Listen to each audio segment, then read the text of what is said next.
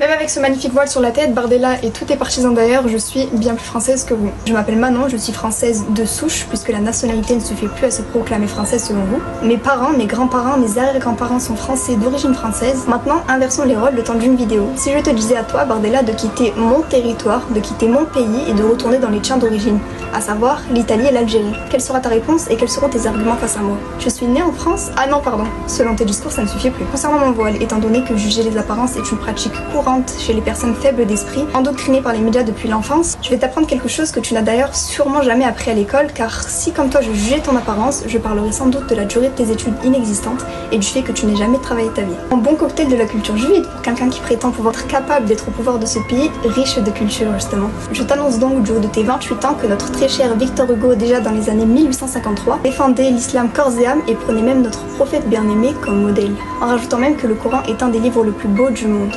Mais aussi Voltaire, Rimbaud, Socrate, Napoléon Bonaparte. Toutes ces figures emblématiques défendaient mais par-dessus tout respectaient l'islam en France. Alors non, l'islam comme toute autre religion d'ailleurs n'est peut-être pas né dans nos petites prairies, mais il est toujours bon de se rappeler que l'islam a toujours été reconnu comme une religion de paix et a quasiment toujours été respecté. La haine envers l'islam en réalité elle a commencé lorsque les médias ont existé et que des petites personnes comme vous dotées d'un complexe d'infériorité et incapables de se créer son propre opinion sans l'avis des personnes hautement placées dans la société sont apparues sur notre territoire. Notre pays dont la véritable richesse est la diversité que vous craignez.